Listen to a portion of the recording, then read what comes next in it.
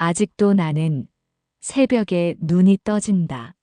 시계 바늘이 새벽 5시를 가리키면 어김없이 잠에서 깬다. 아들이 출근 준비하던 그 시간이다. 나도 일찍 일어나 아침 식사를 챙겨주곤 했다. 부엌에서 달걀을 굽는 소리, 밥솥 뚜껑을 여는 소리, 그리고 그 애가 세수하는 소리까지. 모든 것이 규칙적이고 평범한 일상이었다. 괜찮아, 엄마. 회사에서 먹으면 돼. 영아는 늘 그렇게 말했다. 성인이 된 뒤로 아들은 내가 아침을 준비하는 걸 미안해했다. 하지만 나는 억지로라도 그 애를 식탁에 앉혔다. 어머니로서 해줄 수 있는 마지막 일 같았으니까. 아침 안 먹고 가면 속 쓰려. 가서 또 먹더라도 지금 조금이라도 들고 가. 나는 따뜻한 미역국을 그릇에 담아 앞에 놓으며 말했다. 그 애는 마지못해 수저를 들면서도 늘 웃는 얼굴이었다. 알았어요. 엄마도 지금 같이 잡수세요. 영아는 반찬을 내 앞으로 밀어주며 말했다. 그 작은 손길 하나하나가 지금 생각하면 얼마나 소중했는지 모른다. 그러나 이제 부엌은 적막하다. 설거지할 그릇도, 대충 올려놓은 커피잔도, 흘린 밥풀 하나도 없다. 싱크대 위의 수도꼭지에는 물방울 하나 없이 깨끗하다. 나는 매일같이 깨끗하게 치운 그곳을 멍하니 바라보다가 문득 숨이 턱 막힌다. 가슴 한가운데가 텅 비어버린 것 같다. 아들을 떠나보낸 지 벌써 몇 해가 흘렀다. 사람들은 세월이 약이라 말하지만 나는 그 말을 믿지 않는다. 영아가 떠난 그 순간이 지금도 생생하다.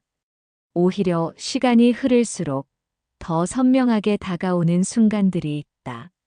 장례식장의 냉기, 의사의 담담한 목소리, 차가운 장기기증 동의서 위에 손을 떨며 올려놓던 내 도장.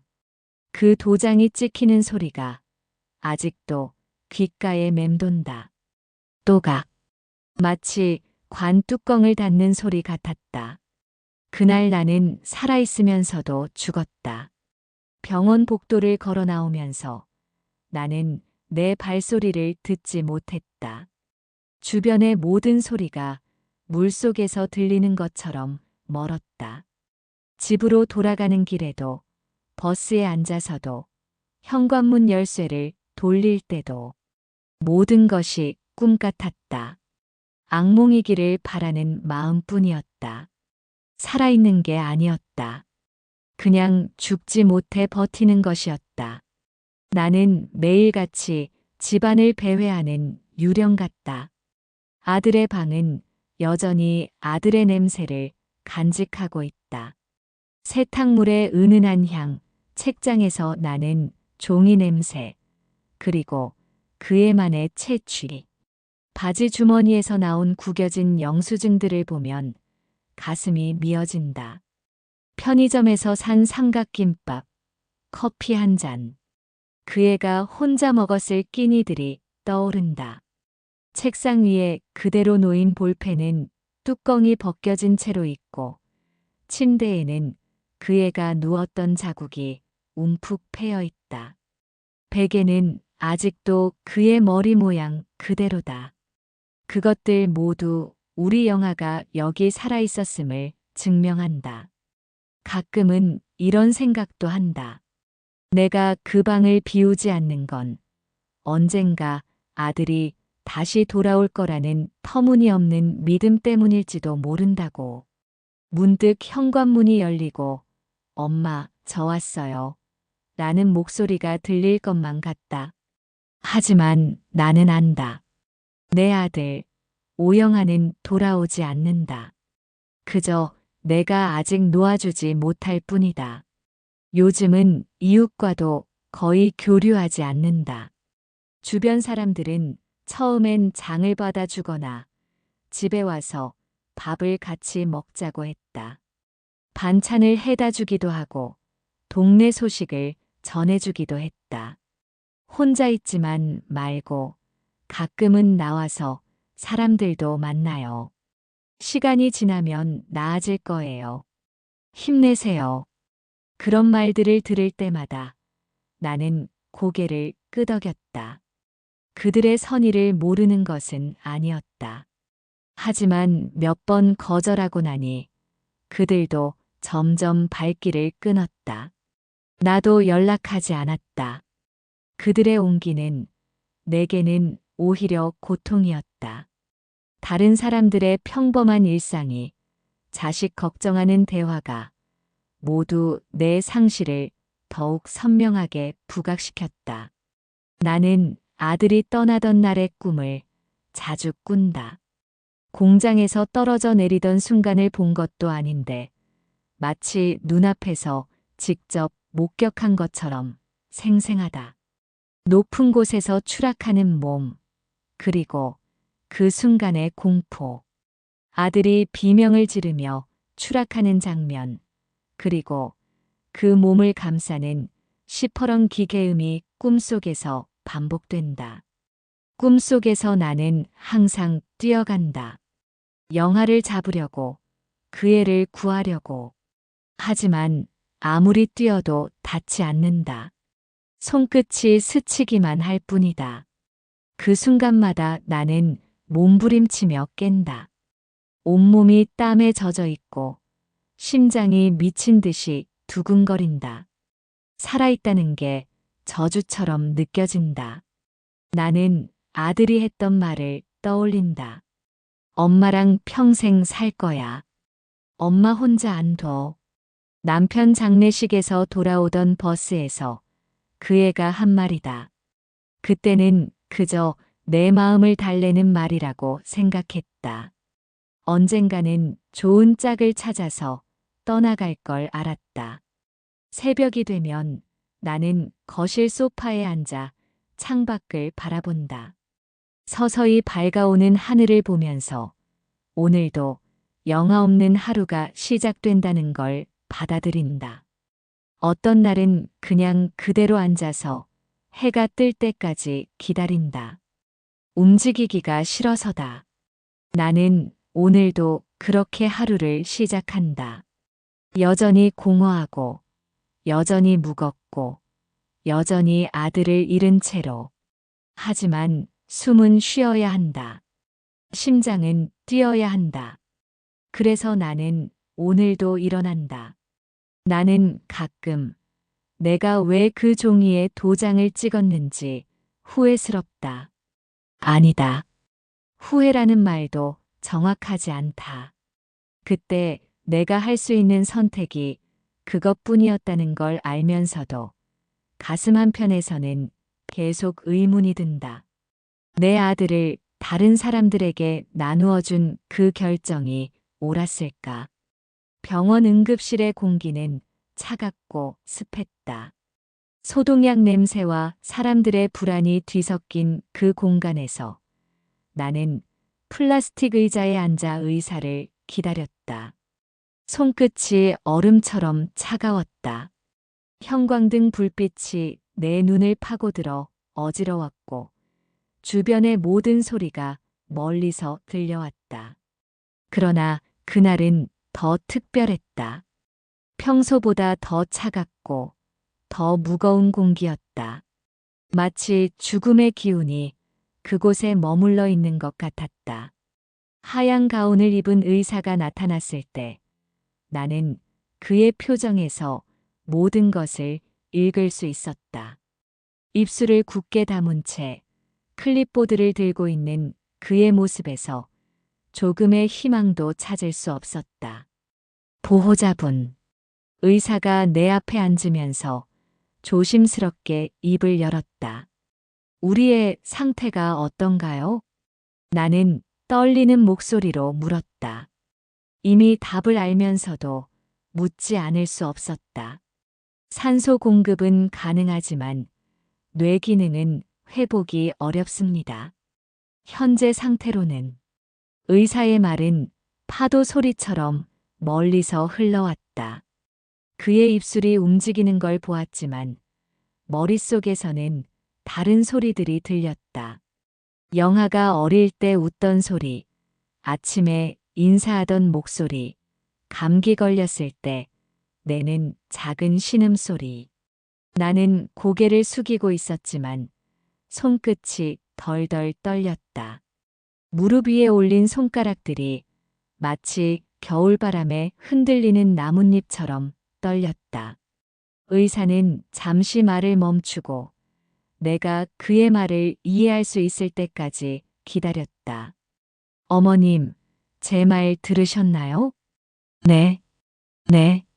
나는 간신히 대답했다. 의사는 내 눈을 똑바로 바라보면서 천천히 말했다. 가족분의 뜻에 따라 장기 기증을 고려해 보실 수 있습니다. 그 말에 나는 무너졌다. 정확히는 무너지는 것도 제대로 할 수 없었다. 몸은 그대로 의자에 앉아 있었지만 내 안의 모든 것이 깨져버리는 소리가 들렸다. 유리컵이 바닥에 떨어져 산산조각 나는 소리 같았다. 그 순간은 아직도 선명하다. 누군가 내 심장을 손으로 움켜쥐어 뜯어내는 것 같았다. 가슴 안쪽이 텅 비어버리는 느낌이었다. 내가 사랑한 아들이, 내 세상의 전부가 이제 내 품이 아닌 낯선 이의 몸속으로 흩어져 들어가야 한다는 사실. 어떻게 받아들여야 하는 걸까? 어떻게 그 말을 이해해야 하는 걸까? 의사가 조심스레 말을 이었다. 어머니, 아드님은 뇌사 상태입니다. 뇌사. 그 단어가 내 귓가에 맴돌았다. 나는 그 의미를 알고 있었지만 동시에 아무것도 몰랐다. 영아가 숨을 쉬지 않는다는 건가? 심장이 뛰지 않는다는 건가? 아니면 그저 긴 꿈에 빠져 있는 건가? 간호사가 나에게 물 한 잔을 건네주었다. 나는 그 잔을 받았지만 마실 수 없었다. 손을 너무 떨어서 손가락 사이로 물이 흘러내렸다. 나는 하얀 종이를 받았다. 장기 기증 동의서라는 제목이 검은 글씨로 적혀 있었다. 글자가 흐려져서 잘 보이지 않았다. 눈물 때문인지 충격 때문인지 분간할 수 없었다. 시간을 두고 천천히 결정하셔도 됩니다. 의사가 말했지만 나는 알고 있었다. 시간이 없다는 것을, 영아에게 남은 시간이 얼마 없다는 것을. 펜을 쥔 손은 계속 흔들렸다. 글씨를 쓸 수 없을 정도로. 나는 몇 번이나 종이에 펜을 댔다가 뗐다. 마치 그 동의서에 사인을 하면 정말로 영아를 보내는 것 같아서. 도장을 찍는 순간 그 소리가 또각 하고 내 귓가에 박혔다. 마치 망치질처럼 들렸다. 아니, 관 뚜껑을 닫는 소리 같았다. 그 작은 소리가 내 인생에서 가장 큰 소리였다. 빨간 인주가 하얀 종이에 번지는 걸 보면서 나는 생각했다. 이제 정말 끝이구나. 내 아들이 정말 떠나는구나. 잘하셨어요. 아드님 덕분에 여러 사람이 새로운 삶을 살 수 있을 겁니다. 간호사가 위로하듯 말했지만 조금도 위로가 되지 않았다. 오히려 더 아팠다. 다른 사람들이 살아간다는 것이 내 아들이 죽는다는 것과 같은 의미라는 게. 나는 그때 속으로 외쳤다. 내 아들 하나 살리지 못하는데 다른 누가 사는 게 무슨 의미가 있느냐고. 내가 원하는 건 영아뿐인데 왜 그의 대신 다른 사람들이 살아야 하느냐고. 하지만 입 밖으로는 아무 말도 나오지 않았다. 그날 장례식장에는 아들의 직장 동료 몇 명이 왔다. 모두 침통한 표정이었다. 젊은 남자들이 흐느끼는 모습을 보는 것은 처음이었다. 그들은 영아와 함께 일했던 사람들이었다. 그 애가 농담했을 때 함께 웃어주었을 사람들, 점심을 함께 먹었을 사람들. 하지만 나는 그 눈물조차 미웠다. 왜 지켜주지 못했어? 왜 그 애가 그렇게까지 일하다 죽어야 했어? 내 입술은 굳어 있었지만 속으로는 그렇게 외쳤다. 같이 일하던 사람들이 있었는데 왜 아무도 그 애를 보호하지 않았을까? 위험한 일이라는 걸 왜 아무도 몰랐을까? 아들의 텅 빈 관 속에 꽃잎이 쌓여갈 때 나는 그저 멍하니 서 있었다. 사람들이 울고 목 놓아 불렀지만 정작 나는 눈물이 나오지 않았다. 마치 내 안의 모든 눈물이 병원에서 다 흘러버린 것 같았다. 오히려 모든 게 멀리서 벌어지는 연극 같았다. 내가 주인공이 아닌 그냥 관객으로 서서 지켜보는 연극. 무대 위에서는 누군가의 장례식이 진행되고 있고 나는 객석에서 그걸 바라보고 있는 것 같았다. 그날 초여름의 습한 공기가 집 안으로 스며들고 있었다. 장마 직전이라 공기가 끈적끈적하고 무거워서 움직이는 것조차 귀찮았다.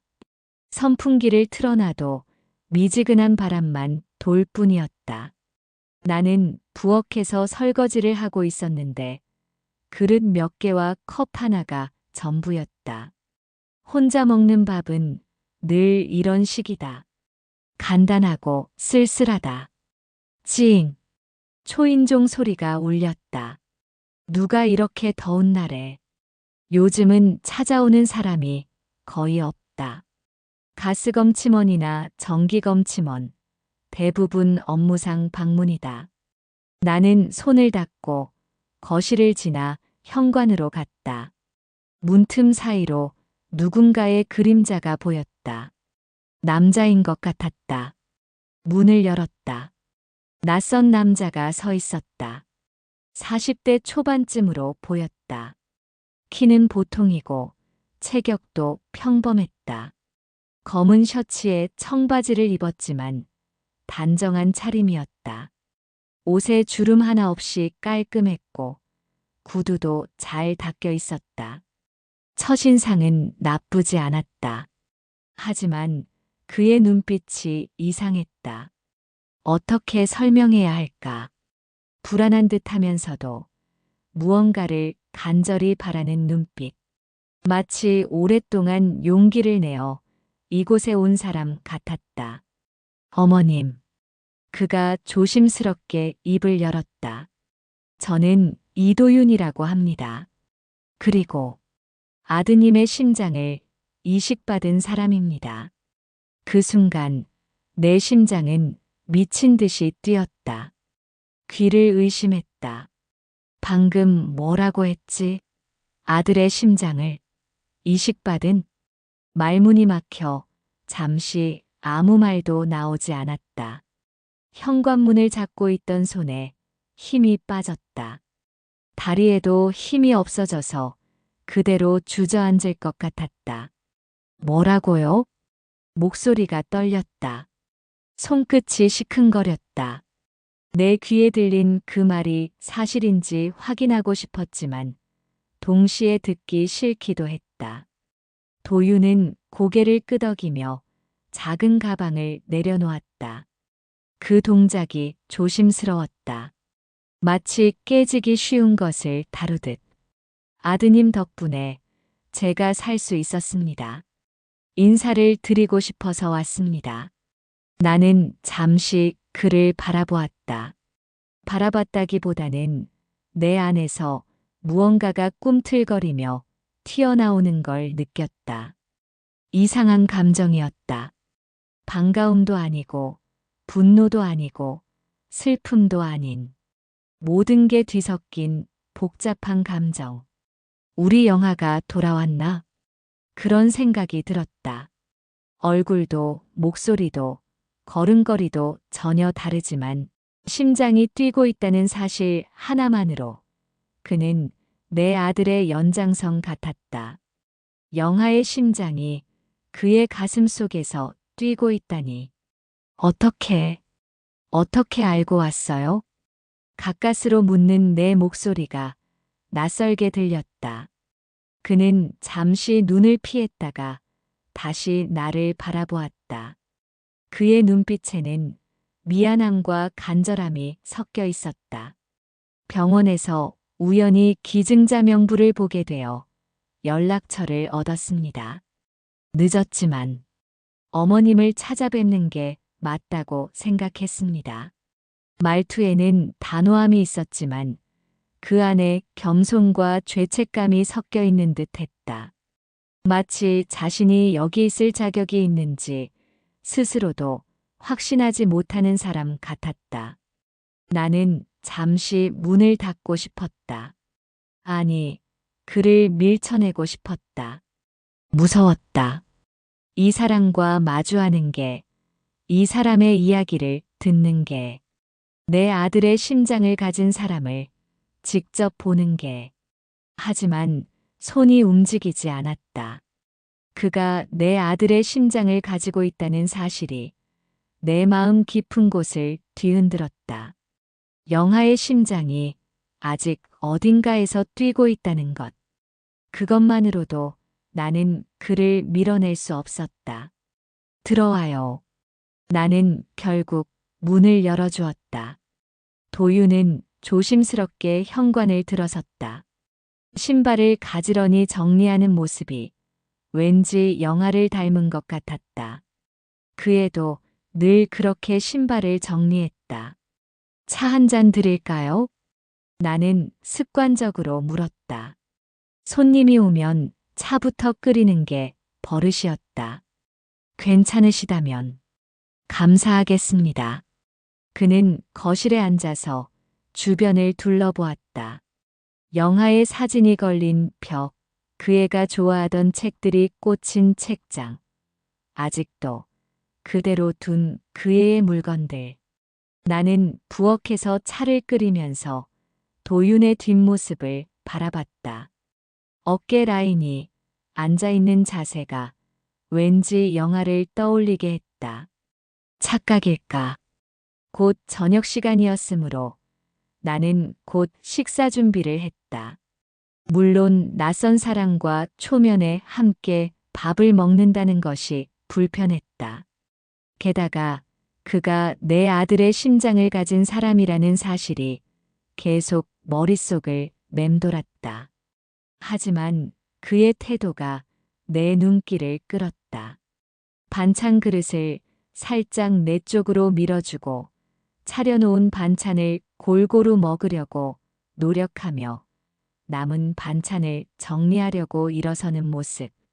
마치 오래전 아들이 하던 습관처럼 조심스레 행동했다. 괜찮아요. 내가 할게요. 내가 말했지만 그는 이미 그릇들을 개수대로 옮기고 있었다. 어머님이 밥을 해주셨으니 설거지 정도는 제가 해야죠. 그의 말투가, 그의 몸짓이 너무나 자연스러웠다. 마치 원래부터 이 집에서 살았던 사람처럼. 나는 마음속으로 놀랐다. 영아를 꼭 닮았어. 닮았다기보다 내 상실의 빈자리를 메꾸려 오는 그림자 같았다. 아들이 떠난 자리를 조심스럽게 채우려는 듯한. 나는 혼란스러웠다. 도윤이라고 하는 이 남자를 어떻게 대해야 할까? 겉모습은 다르지만 그의 가슴엔 아들의 심장이 뛰고 있었다. 그날 이후로 그는 종종 집에 찾아왔다. 물론 나는 그것이 어색해 손사래를 치곤 했다. 아유, 이제 오지 마요. 그런 말씀 마세요. 처음에는 어색했다. 그의 존재가 마치 내 아들의 영역을 침범한 것 같아 마음이 불편했다. 영아가 앉던 자리에 그가 앉아 있을 때, 영아가 쓰던 컵으로 그가 차를 마실 때, 그런 순간들이 내 가슴을 아프게 했다.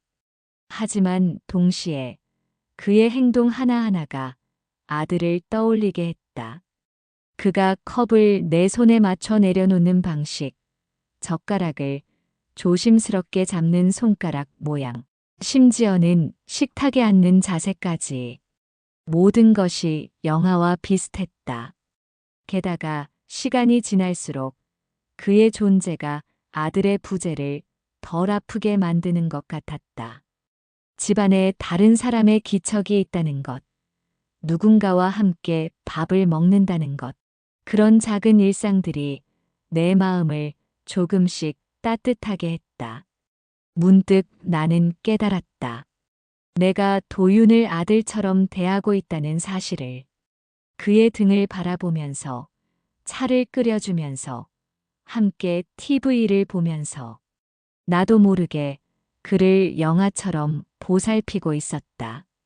그런데 한편으로는 이상했다. 도윤은 왜 이렇게까지 하는 거지?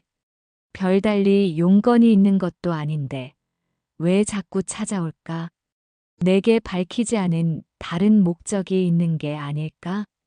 단순히 호기심이나 애도의 마음이 아닌 다른 이유가 있지 않을까 하는 의심이 들기 시작한 것이다. 오래지 않아 나는 그 이유를 알게 되었다. 도윤이 자기 입으로 직접 털어놓았다. 어머님, 사실 제가 말씀드리고 싶은 게 있습니다. 나는 주춤했다. 중요한 얘기를 하리라는 직감이 있었다. 뭔가요? 내 목소리가 긴장으로 떨렸다. 그는 고개를 숙인 채 한참을 망설이다가 입을 열었다. 사실 저는 오영아 씨를 알고 있었습니다. 뭐라고요? 우리가 친분이 있었던 건 아니고요. 저도 아드님이 다니던 회사에 다녔거든요. 오영아 씨가 사고를 당했을 때 제가 관련 부서에서 일하고 있었습니다. 나는 순간 심장이 멈추는 느낌을 받았다. 회사? 영아가 다니던 회사? 도윤이 고개를 더 깊이 숙였다. 제가 있던 부서가 안전관리팀이었어요. 오영아 씨의 사고에 책임이 있는. 그가 말을 잇지 못하고 잠시 침묵했다. 나는 숨을 고르고 내 속에서 끓어오르는 분노를 느꼈다. 천천히, 그러나 확실히 타오르는 분노를. 그러다 불현듯 이상한 점을 깨달았다. 하지만 어떻게? 영아가 사고를 당했을 때 근무하고 있었다면 심장을 언제 이식받은 거지? 사실 저는 심장에 질환이 있었습니다. 회사에서 야근하다가 쓰러졌는데 스트레스가 축적된 탓에 심장에 무리가 갔다고 들었어요. 제가 쓰러지기 전날에 어머님께서 아드님의 장기 기증을 결정하셨고요. 상황이 긴급했는데 덕분에 목숨을 구제할 수 있었습니다. 그런 일이 비로소 나는 깨달았다. 그가 단순히 감사하러 온 사람이 아니라는 사실을, 아들의 죽음과 직접적으로 얽힌 존재라는 사실을, 그가 내 앞에 있는 이유가 단지 감사가 아니라 자신의 죄책감을 달래기 위해서라는 사실을, 내가 지난 몇 개월 동안 따뜻하게 대해온 이 사람이 아들의 죽음과 관련이 있다는 말인가. 내 아들, 우리 소중한 영아는 바로 이 사람의 직무태만과 회사의 방관 속에서 희생된 것이란 말인가. 그럼 당신이. 나는 말을 쉽사리 잇지 못했다. 분노와 충격, 배신감이 한꺼번에 밀려왔다. 하지만 동시에 그의 심장 속에는 내 아들이 뛰고 있다는 사실이 내 마음을 묶어놓았다. 있었다. 미워하면서도 도망칠 수 없었다. 분노하면서도 그를 밀어낼 수 없었다. 그를 내 아들처럼 대해왔던 지난 시간들이 이제는 전혀 다른 의미로 다가왔다. 이 사람이 바로 영하의 죽음에 책임이 있는 사람이라니. 안전 관리팀이라고요? 나는 애써 목소리를 가라앉혔다. 하지만 속으로는 폭풍이 일고 있었다. 네, 제가 근무하던 곳이 안전관리팀이에요. 도윤의 목이 메이고 눈가가 젖었다. 하지만 나는 그의 눈물에 동정하지 않기로 했다. 그럴 자격이 내게 있는지도 의문이었거니와 무엇보다 진실을 알고 싶었다. 당신도 우리 아들 사고에 책임이 있어요? 그는 깊게 숨을 들이쉬었다. 마치 오랫동안 준비해왔던 말을 꺼내는 것처럼. 아드님이 일하던 날 안전규정을 제대로 지키지 못했어요. 설비 점검은 생략했고 그 사실을 제대로 보고하지도 않았습니다.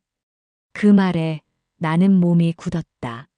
손에 들고 있던 그릇이 떨어질 뻔했다. 당신이? 네, 제 책임도 어느 정도 있습니다. 회사의 압력과 제 위치 때문에 저는 그날 제대로 된 조치를 취하지 못했어요.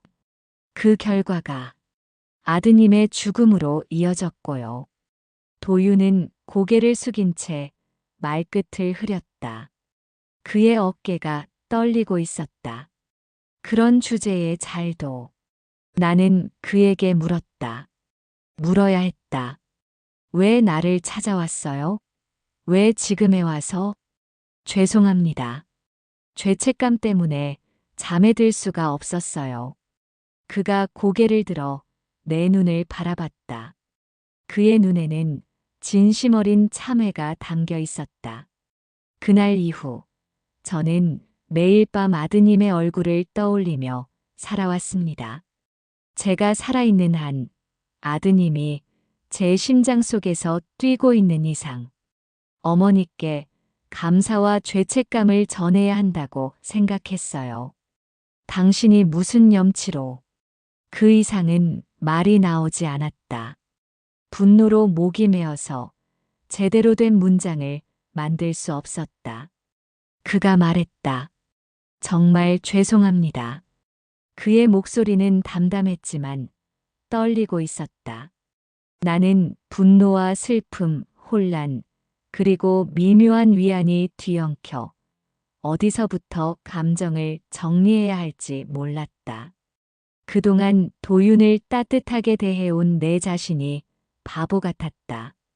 영하의 죽음에 책임이 있는 사람을 아들처럼 대했다니.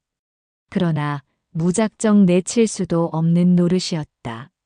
그의 가슴 속에서 뛰는 영하의 심장을 생각하면 그를 곁에 두고 싶은 마음도 공존했다. 눈물이 뺨을 타고 내렸다. 나는 알았다. 이제 내 앞에 놓인 선택은 단순하지 않다는 것을. 사랑과 분노, 상실과 용서, 모든 감정이 얽힌 실타래 속에서 스스로 길을 찾아야 한다는 것을. 그 길이 어디로 향하는지는 아직 알 수 없었다. 그 후로 도윤은 찾아오지 않았다. 나는 멍하니 앉은 채 그가 했던 말들을 곱씹으며 하루를 보냈다. 울기도 했고 원망하기도 했다. 그렇게 한참을 생각한 끝에 분노가 조금씩 가라앉기 시작했다. 분노와 상실의 감정이 완전히 사라진 것은 아니었다. 그것들은 여전히 가슴 한편에 흉터처럼 새겨져 있었다. 그러나 이제 그것들이 나를 완전히 짓누르지는 못했다. 조금씩, 아주 조금씩이지만 그 무게를 나누어 질 수 있을 것 같았다. 내 마음속 한켠에서 나는 용서와 화해를 시작하고 있었다. 분명히 해둘 것은 그를 위한 용서가 아니었다는 것이다. 엄연히 나 자신을 위한 용서였다. 계속 분노와 원망에 매여 있으면 나는 영원히 아들의 죽음으로부터 벗어날 수 없을 테니까. 그리고 무엇보다 영하의 심장이 아직 뛰고 있다는 사실. 그 심장이 다른 사람의 가슴에서 생명을 이어가고 있다는 사실이 나를 조금씩 위로했다. 나는 창밖을 바라보며 생각했다. 이제부터가 진짜 시작이구나. 용서는 한순간에 이루어지는 것이 아니다. 매일매일 조금씩 선택하는 것이다. 분노를 선택할 것인지, 용서를 선택할 것인지. 나는 후자를 선택하기로 했다. 쉽지 않겠지만, 충분한 시간을 보낸 뒤, 어느 토요일에 나는 그에게 연락했다. 할 일 없으면 와서 점심이나 먹고 가요. 이윽고 도윤이 왔고, 우리는 마주 앉아 식사를 했다. 그런 뒤에 거실 소파에 앉아 이야기를 나누었다. 오영아 씨는 아드님은 어떤 분이셨어요? 그가 조심스럽게 물었다. 나는 잠시 멈춰서 그를 바라봤다. 영아에 대해 이야기하는 것은 여전히 쉽지 않았다. 하지만 동시에 그 애에 대해 말할 수 있는 사람이 있다는 것이 위로가 되었다. 착한 아이였지. 나는 천천히 입을 열었다. 너무 착해서 걱정될 정도로. 남의 일도 자기 일처럼 챙기고 힘든 일이 있어도 나한테는 숨겼어요. 말을 하다 보니 눈가가 뜨거워졌다. 아침마다 내가 차려주는 밥을 챙겨 먹고 저녁에 들어와서는 하루 있었던 일들을 이야기해주고 그는 조용히 들었다. 가끔씩 고개를 끄덕이며 마치 영화를 직접 알고 있었던 것처럼. 그러다 그가 가라앉은 목소리로 이야기를 시작했다. 어머님, 저는 그날 사고를 예방할 수 있었어요. 그가 말했다. 오래된 설비, 부족한 안전장치, 과도한 작업량 이런 것들을 회사에서도 다 알고 있어요. 하지만 비용 절감이라는 명목으로 안전관리는 후순위로 밀려나곤 했죠. 저는 그게 위험하다는 것을 알면서도 차마 용기를 내지 못했습니다. 내가 말했다. 우리 영화는 그런 시스템의 희생양이었던 거네요. 내 목소리는 담담했지만 그 안에는 깊은 슬픔이 담겨 있었다. 도윤이 눈을 똑바로 바라보며 말했다. 저는 남은 삶으로 두 가지를 하고 싶어요. 첫째는 아드님의 심장이 제 안에서 뛰고 있다는 것을 매 순간 기억하며 살아가는 것. 둘째는 그런 사고가 다시 일어나지 않게 하는 것. 그래서 저는 안전관리 전문가가 되려고 해요. 아드님이 당한 것과 같은 사고가 다시는 일어나지 않게 하기 위해서요. 나는 잠시 숨을 고르고 눈을 감았다. 알 수 없는 위안이 스며들었다. 그가 내 아들을 대신할 수는 없다. 그 누구도 영아를 대신할 수는 없다. 하지만 아들의 심장을 가진 존재로서 영아의 흔적을 이어가는 사람으로서 내 곁에 있다는 사실은 부정할 수 없다. 좋아요. 이제 알겠어요. 나는 떨리는 목소리로 말했다. 이도윤 씨가 무엇을 안고 있는지, 그리고 앞으로 어떻게 살아가려 하는지, 그리고 그걸 내가 받아들일 필요도 있다는 것도. 그가 내 손 위에 조용히 자기 손을 포겠다. 감사합니다. 어머님께 조금이라도 위로가 될 수 있다면 그것이 제 삶의 의미가 될 거예요. 내 눈가에서 눈물이 흘러내렸다. 여전히 영하의 빈자리는 남아있다. 하지만 이제 그 빈자리가 절망만을 의미하지는 않았다. 그리움과 사랑, 그리고 계속되는 삶을 의미하기도 했다. 삶은 계속된다. 상실 속에서도, 아픔 속에서도 사랑은 계속되고 삶은 이어진다. 그리고 나는 이제 그 진실을 받아들일 준비가 되었다.